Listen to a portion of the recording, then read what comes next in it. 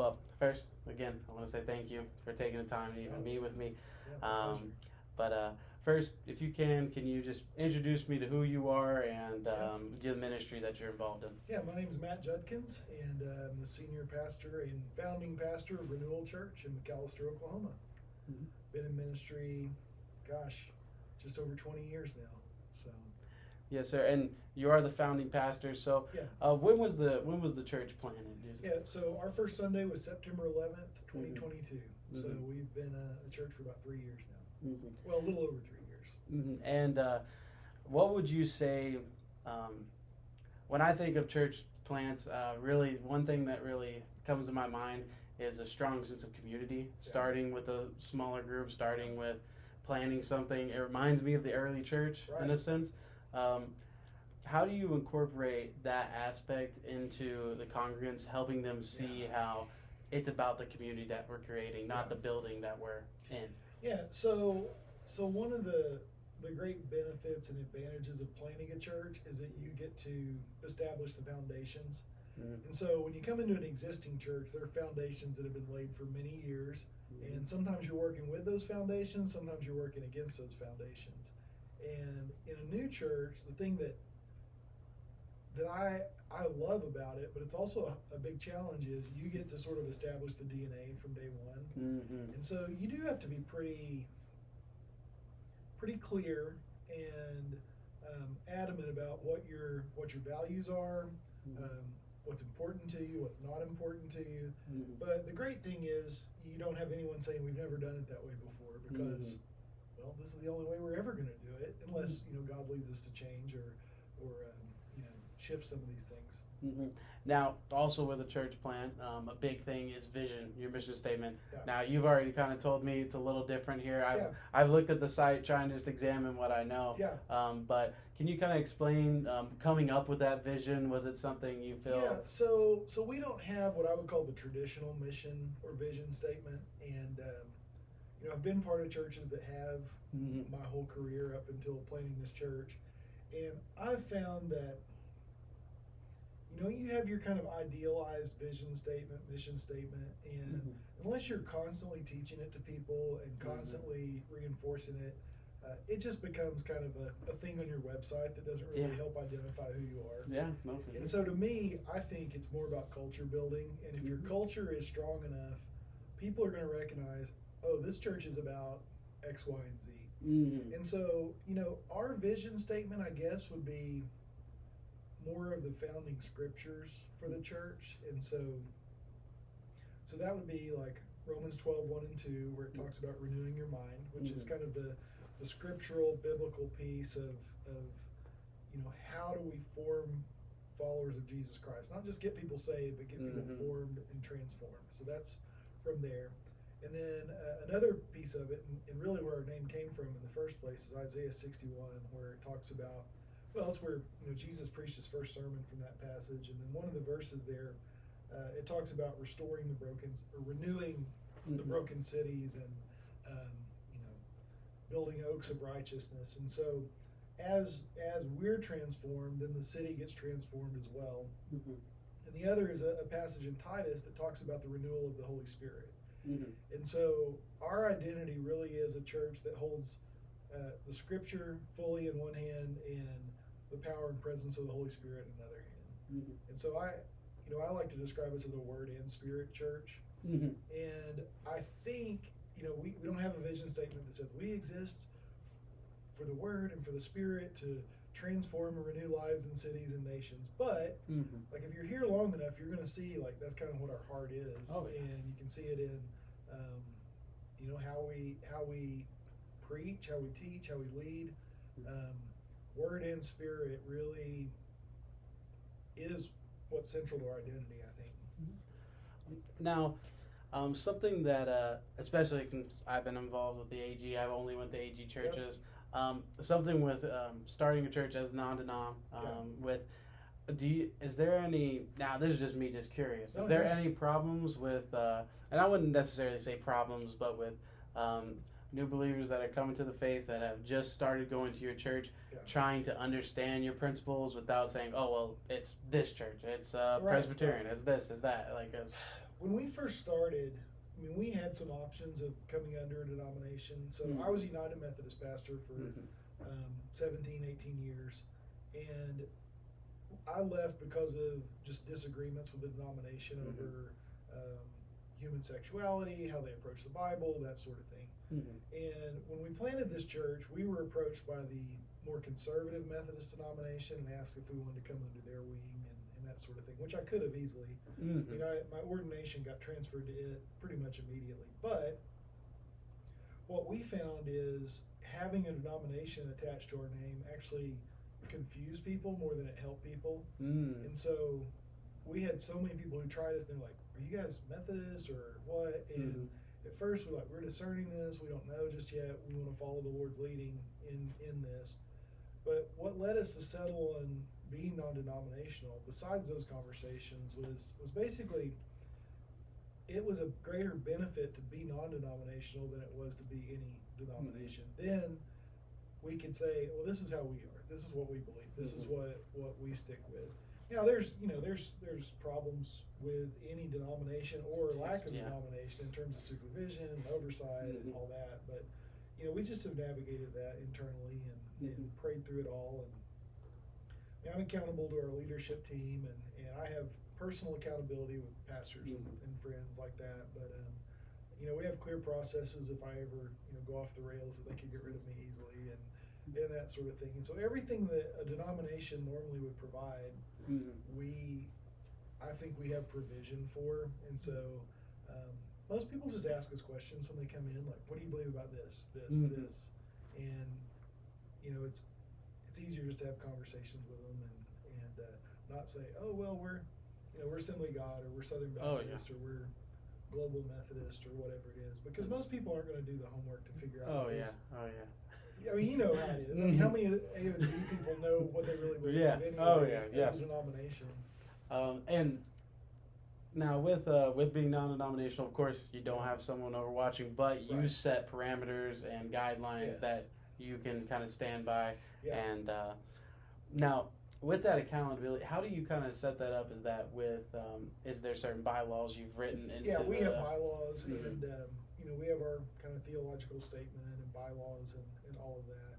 And we have a rotating team of, it's not elders, but it's sort of like that. We call it our leadership team. And so it's 6 people in the church who they serve. So there's like classes of 2 people. They'll serve 3 years and then rotate off, so that we have kind of a fresh group of leaders coming in constantly. But they're given the task of, making sure that we, stay true to our values and standards, and ethically, if I'm ever accused of stealing something or immorality or something like that, there's provisions in our bylaws that I would immediately be removed, and they would start this process of finding somebody else to be the pastor. So, which is not a problem in this situation. No, but, of course not. But you do want to, because you want that. Well, the stewardship for me is, I mean, yes, I need to walk in God's grace so that I don't have those falls. But if the Lord tarries, I mean, I may not be the last pastor here, and so I want to set it up where, if someone who comes after me doesn't have integrity, but there's a way to remove them too if something happens. That's a really cool thing. But with you were talking about that leadership team, right? Something, of course, we have deacons in the Assembly of God, things like that. We have boards, and depending on different church civil stuff. But with that, do you try to, because they're kind of overseeing a little bit of what the church is doing, trying to keep the church moving forward, do you try to put different age groups in there, or? So we don't try to be, what's the word for it? We don't try to force it, but we do want young and old. We have men and women on the board, different backgrounds a little bit, but like everything, we just try to be spirit-led, and so far, I mean, God has led us to the right people to have a good dynamic mix. And so, we have one man that's probably in his middle to late 30s. We have a young woman who's in her late 20s. Then we have two kind of middle-aged guys, and then an older woman and an older man who are on there right now. And so we give thought to it and look into it. But the two people we're considering to bring on, replacing an older woman and the younger guy, they're both in their 80s. So it's just kind of whatever. Here's my primary criteria. I think it's God's criteria. The people on that leadership team are people I want to be able to point to and say they are living a life of passionate faith. And if God replicated their spiritual DNA in this whole church, would I be happy with that? If the answer is yes, they're qualified for leadership. And I think that's what the New Testament does. I mean, elect, for your deacons, someone who is a good family person, someone who has these values, someone who's not new in the faith. And we do use that same criteria in the sense that we've identified some people who will be awesome for leadership, but they've really only been a sold-out Christian for a couple of years. And so we kind of put them in a list like, okay, 3 years from now, they may be the perfect person to bring onto this, but we want them to be seasoned and, show persistence, that they're not falling away from the faith and that sort of thing. So, That's really cool. No, that's really cool. Now, something that every pastor deals with, and every day they have to deal with it, that's usually in your job description is, and I know a lot of pastors don't like the word balance, but the balance between family and ministry, because ministry can eat up all the time you can give it. So you've been a pastor for quite a while. How have you grown to be able to set boundaries for that balance? It's easier now because I help create the expectations for this church. And so the people who help plant this church with me and who are around me, they just kind of honor, boundaries, they're really cautious and conscientious about, oh, I know it's the weekend, I'm sorry to bother you, that sort of thing. I think early on in ministry, I just wanted to be available to everybody all the time. And so it would suck the life out of me and the family. But at this point in my ministry, one thing God has to break off of you over time is both the fear of man and being a people pleaser. And so some of that comes with maturity in ministry, and over time you learn you're not God. You can't minister to everybody. And so some of that's just time has allowed me to say, these are kind of non-negotiables. So for instance, Saturdays, unless it's just a really extraordinary circumstance, I'm not going to do anything connected to the church. There are times I do, like I go preach somewhere, minister somewhere, or do a funeral. But I've had people who've said, "Oh, I need this," and especially people who aren't deeply connected to the church.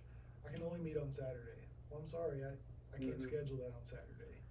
And so you just have to have kind of your own set of what works for your family, what works for the ministry, and what leads you not to be fully depleted just by. I heard a phrase one time, and the author of it's kind of a sketchy guy, so that doesn't matter. But he said, too many pastors are a quivering mass of availability. Like, they're so nervous and scared, they're just available all the time. And I think people respect you when you're not like that. And, I've been through counseling. I have a doctor. And when you call them on their off hours, they don't say, "Oh, I'll be right there." No, that's true. If this is an emergency, call 911.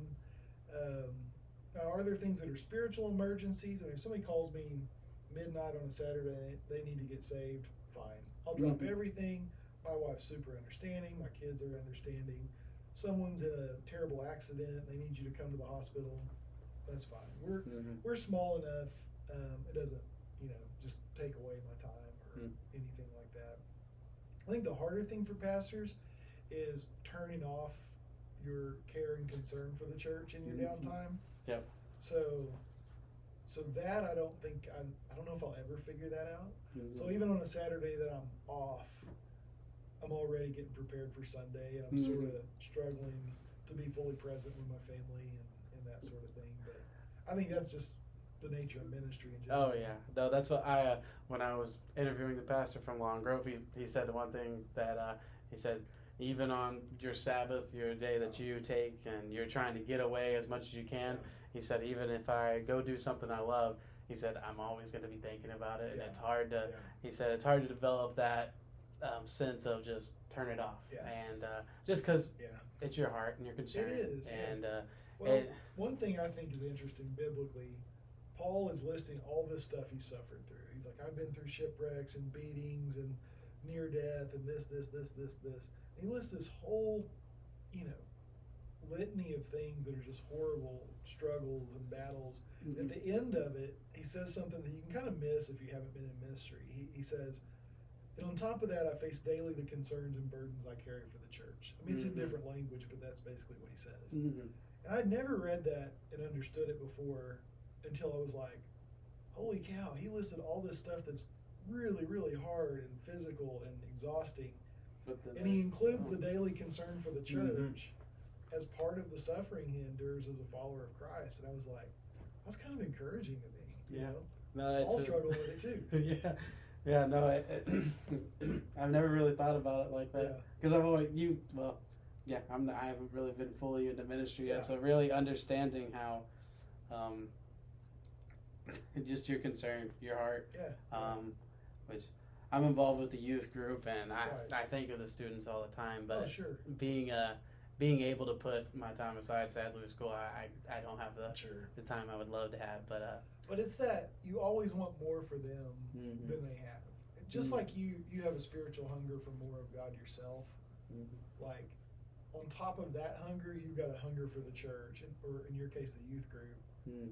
Like you want to be like, don't you understand? There's more for you. Like, stop living like this. Just oh my goodness! Open yourself up. I know. And over the years, that it's just a weight that you have to. You can't fully carry it, but because you have to give it to God. But at the same time, people who haven't been in ministry and haven't had that experience, it's one of the first things I hear. Like, this is kind of beside the point, but I think it's interesting. One of the reasons I love having people share their testimony in church or preach when they haven't before, they get a newfound appreciation for what ministry's like. So we had a revival night where we brought in a guy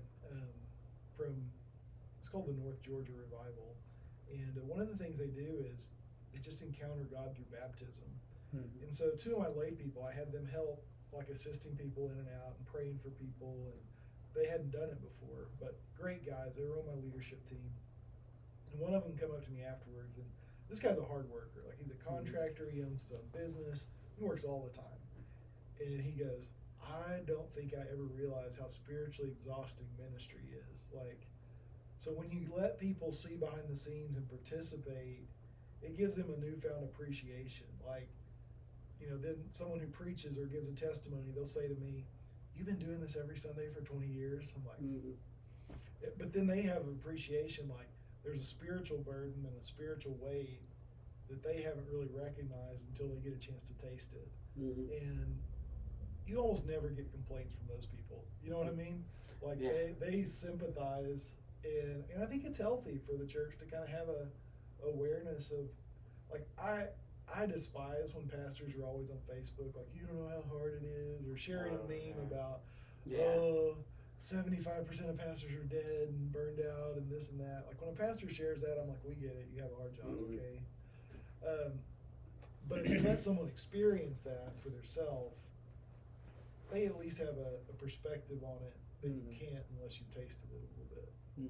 No, one thing that I've heard is, in which you you just talked about how it's like, why don't you get it? You find potential in everyone. You see potential in almost everyone, and you want to dig into that potential, and then sometimes it's not getting there. It's hard things kind of settle in your system, and back, of course, since you started this church, you were kind of course, laying foundation, how you approach the ministry and stuff like this. But referring back to when you were first receiving, trying to get into a position, Yeah. One thing that I'm aware of, that something sometimes are asked of, is especially between a husband and wife, with you and Nancy, something called twofers, as in like, we're hiring for you for this, but then your wife, well, she has to do this too. This is too. How do you kind of approach that situation? Is that something? Yeah. So we're fortunate at this point. She's on staff as well, Mm-hmm. and so things that she does, she would probably be doing it for free anyway, but now she gets compensated for it. That creates its own set of challenges in a way, because when you're staff, you can't say no. Yeah. I do know there's expectation on a pastor's spouse, wife. So, well, this is a better example probably for this season. So my son-in-law is on staff, and my daughter's not.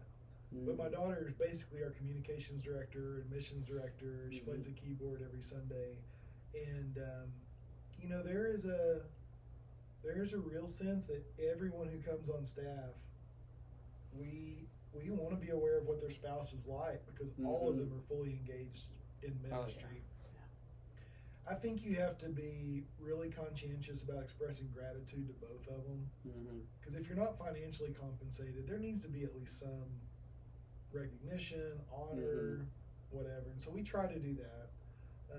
None of our people on staff, they all are aware that, you know, at this stage we're not able to compensate people for what they do really fully. And so we try to do it in other ways, you know, generosity toward them. You know, I mean, just little things like if we go to a conference, we always pay for the spouse too. I mean, we want to make sure that there's some gratitude benefit, even if there's not a major financial benefit to that person. I think there can be resentment that builds up to the church if there's too much expectation put on the spouse to be something they're not. And I haven't had to struggle with that very much, and my wife hasn't either. She grew up Catholic, which actually helped her some, because, you know, they're priests, they don't have a spouse. So she didn't carry the baggage of like growing up and knowing what the pastor's spouse was expected to do. And so, you know, since she didn't carry that, she didn't feel a whole lot of like expectation on her. So she was free to be who she is. Like she wasn't, she didn't think, oh crap, I don't play the piano, they're gonna hate me. You know, she didn't know. And so in a way that was a gift to us, that she didn't have too many false expectations of herself. But our churches have, even our hard churches have been pretty gracious about, you know, she serves where she's gifted and not expected to do stuff that's not in her wheelhouse. So, but it can be a challenge. Oh yeah, no. And I think more traditional churches, like I know growing up, I grew up Southern Baptist, and you being Assembly of God, I think you guys and what I grew up with, there was a lot more pressure on spouses than the non-denominational world, for sure. Yeah, no, that's we talk about it in school all the time. That was a major aspect, is like being aware of when you're interviewing, what is the church asking? Like, because it isn't just you, of course. There's a lot of families, ministry, and I think being very clear up front, like, this is who my wife is. She's good at this. She's not good at this. Like, for instance, if your wife's introverted, you know, and she is, I think. Oh yeah, she's introverted. If you're expecting someone who's going to be there and just, you know, greeting everybody in the crowd and always on and bubbly all the time, like, you're going to be disappointed. Like, you need to let her be herself. And I think as spouses, we do need to fight for our families in a way that's not aggressive or off-putting, but just to let them be who they are and how God's made them. And that doesn't mean God would call us out of that and grow us and stretch us. But, you know, if you're hiring me, well, in my case, it's the opposite. I'm more introverted. And so, you know, Nancy's going to be involved in everything and meeting everybody. And, you know, if you expect her to sit in a corner and just be studious all the time, like, that doesn't fit her personality any more than it would be, you know, to flip those kind of roles and situations. So anyway. No. Next, kind of looking at the community, I guess especially when you're planning the church, how did you kind of recognize the culture of the community and how you can be effective in outreach? That's a good question. So, I had lived here for, let's see, how long have we been here now? 24. I've been here 11 years, so 11, 9, 8. I've been here 8 years before we planted the church. And so I recognize that it's a hard community in a lot of ways. Like, there's a lot of poverty, there's a lot of drugs, greed, crime. It's very Bible Belt, so there's a lot of I mean, I don't want to be too critical, but kind of fake Christianity. Yeah. It's like, oh, of course I'm a Christian. I grew up in this town. Well, you don't serve God. You're not reading your word. You don't go to church. Like, are you really a Christian? Yeah. And so, that was some of the dynamic that we understood. And there's a real divide between there's Bible churches and then there's charismatic churches. And we do have some that are good balance. And so, shout out to the Assembly of God. Probably the church closest to us in terms of balancing that really well is Northside Assembly. I mean, they're awesome. One of my best friends in ministry here is the pastor there. But like the Baptist church, they're not going to have the charismatic side. They're going to be strong in the Bible, but not the charismatic side. And some of our more charismatic-leaning non-denominational churches are going to be pretty weak biblically. And so part of my dream was to have a church that was both. And I knew there was at least some niche for unbelievers who would be drawn to what we have to offer and what our heart is. And it's interesting because people who are turned off by kind of Bible Belt Christianity, they seem to be really, like, they're really experiencing God in this church. And so, perfect example, young couple, they came to Renewal for the first time. Literally, the wife said because we had a good Facebook page. Like, she saw some pictures and, oh, that looks really cool, and I want to try that out, and we want to kind of get serious about our faith. She grew up Catholic, very nominal Catholic. He grew up Baptist in terms of got saved at like 15, 16, and then never really went back. Well, when they came, like, they were shocked, like, what they expected church to be versus what it was. Like, we really prioritize having an encounter with God, having, celebrating the presence of God. And so from day one, God just started touching them. And so I ended up baptizing their whole family. And they just, like, they constantly say, like, this isn't what I was taught church is. Like, this is, our whole lives are turned upside down. We're completely different. And the wife especially, you can see, like, she said I was very superficial. All I cared about was looks and money and shopping and, achievement in my job. And she's like, it's insane how much different my values are just really 3 years into being a sold out Christian. And so, I mean, that's really, if I had to point at a family and say, this is why we exist. Yes, it's the people who are already all in and, participating in it. But those people who kind of slip through the cracks of nominal Christianity, like, that's our sweet spot. And that's why I think when I look at the community and said, what do we need to do and who do we exist for? We exist for people, yes, non-believers, but kind of believing non-believers, that say they're Christian but have never really tasted the real thing. Like, that's who we go after. I think searching for authenticity, just kind of 100%. One of the best compliments we get that shows me we're on target is people who say, it just feels really authentic here. Like, you guys there's no smoke machines, you're not faking it, you're not trying to be cooler than you really are. And I'm like, well, if you're counting on cool, like, I'm the wrong pastor for that. like what you see is what you get. And people are hungry for that, especially young people. I'm surprised how many, when we bring in outside speakers, they're like, your church is so young. And I don't notice it because I'm around it all the time, but and I'm not at other churches, but we really are pretty young as a congregation. And, I mean, I'm just bragging on what God's done here, but the greatest thing about our oldest generation, there is zero complaining, zero, oh, these young people are taking over the church.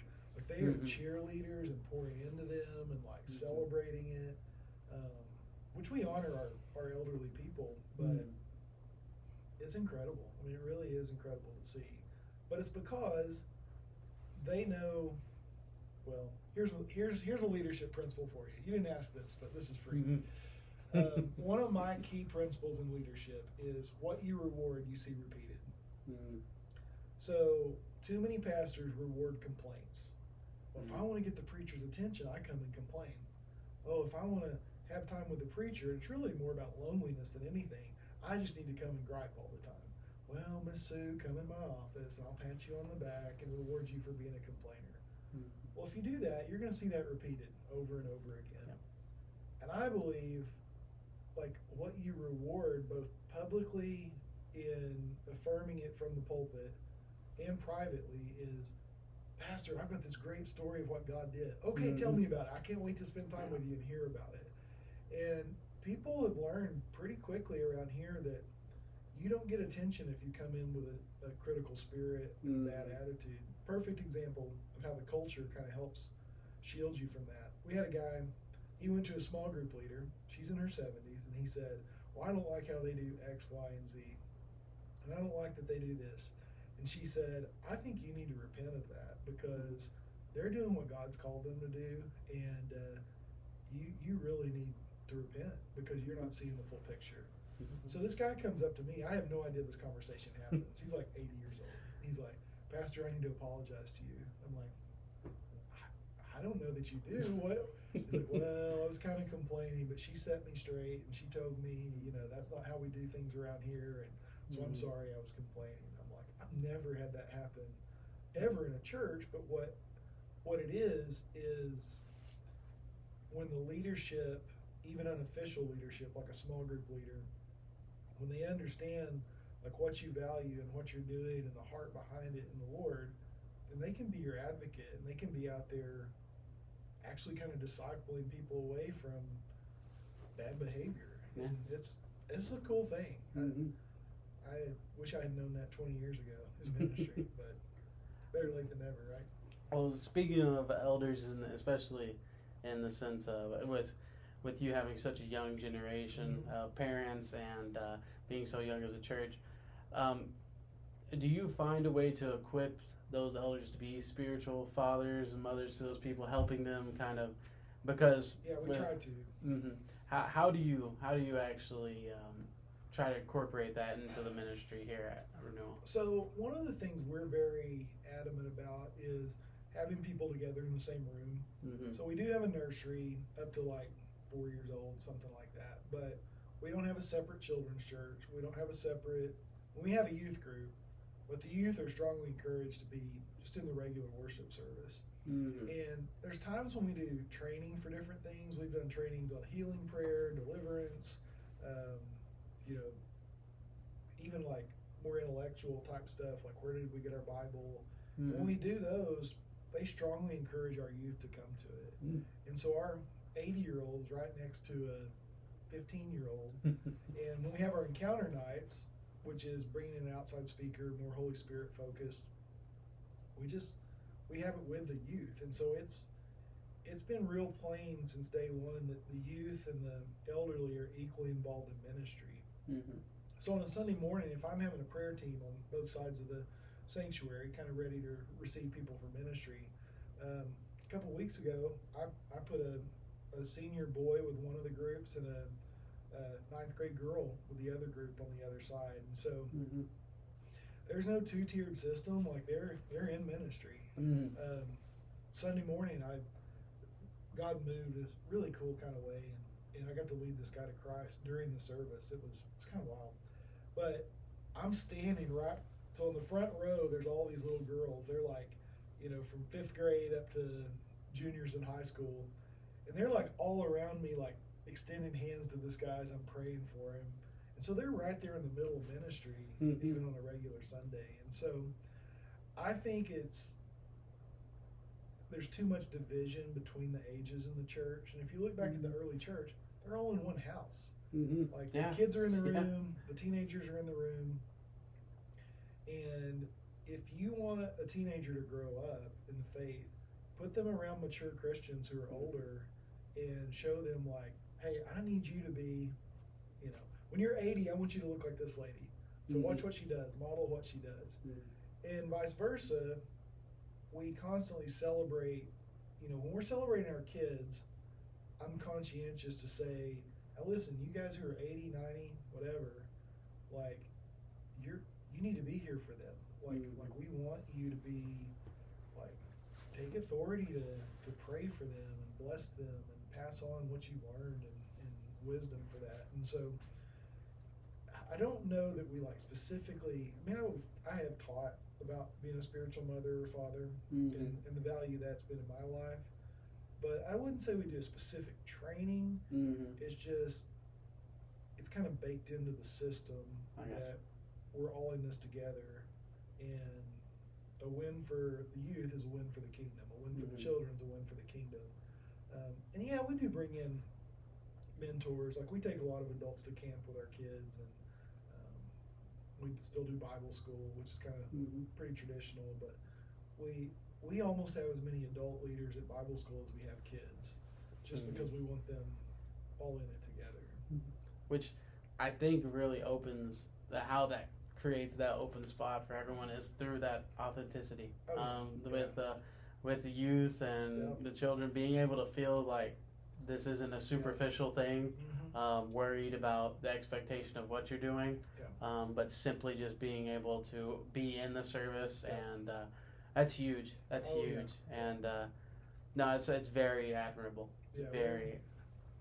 Well, I think I don't know how I learned that other than just the Lord, but I started out in youth ministry, and I grew up in ministry in the heyday of the youth have their service over here, and they do their thing, and we do our thing, and we don't really come together and do anything, and the youth are just a liability because they ruin the carpet, eat too much pizza, and we have zero use for that kind of mentality. Silos of ministry are deadly in leadership, in my opinion. That's good. That's really good. Pretty much just to kind of round this off, is there any huge lessons that you've learned from ministry that you would say, this is something that I didn't expect, but something that really taught me, especially probably in this ministry position you're in now? Yeah, I would say, here's the thing I wish I knew 20 years ago that I know now. Everything has to be Spirit-led. Like, everything. Hiring, discipleship, running a meeting, the presence of God, His empowerment, a devotion to God has to be a non-negotiable, whether it's a staff meeting, a leadership meeting. When we've had leadership meetings where we come in, we've got an agenda, and God's presence is just so strong, we just end up on our knees praying. Like, the first time that happened, I choke up thinking about it now. Like, I went home and like, God, I can't believe I get to lead a church where we can do that. Because I've been in so many churches, like, it's, okay, we're Christians on Sunday, but now we're in the business meeting, so we're going to be hard-charging business people.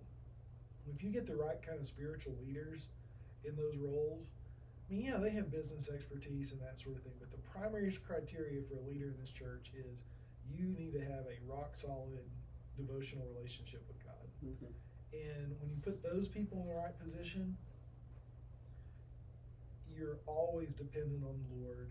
And then even a decision that doesn't seem important, if you're seeking God in it, like, it just lines up, and things begin to happen that are bigger than what we can accomplish by ourselves. And so, you know what, if we spend an hour and a half in prayer in a leadership meeting, that's a valuable time, incredibly valuable time, because what happens at the top comes down into the congregation. And so what the tone we set spiritually and relationally with God as leaders, it's always going to permeate the culture of the congregation. And so, for someone, if I had that knowledge now, I would have spent far more time on equipping my leaders spiritually than talking about strategy and talking about nuts and bolts of ministry. And I learned from all that, but the spiritual aspect of leadership is way, way, way, way more important than the nuts and bolts aspect of it. No, it's definitely a thing you can get caught in the X's and O's and forget the real reason. in which that I think that perfectly explains why you have such a church built on authenticity, which is something so rare, and crazy. And I don't even realize how rare it is until people come in from other churches. And I got a text from a guy 2 weeks ago. He's just started coming here with his wife. He goes, "It's so clear that your church is only about Jesus." And I was like, what else are churches about? Like, what are we doing? Now, and I'm a person, I like I like when a pastor's available, being able to be available, and being able to create a community, and they're not just not the feeling of a show. And that's sadly what we've kind of adopted in the church world. And but I've just being able to observe, even like that lady, the Facebook page, just to being able to observe from there, it's a really wonderful thing to see. But thank you so much for your time. Thank you so much, and thank you. Yeah, you bet. Here, look at this. Oh yeah, no, there we go. Yeah, we're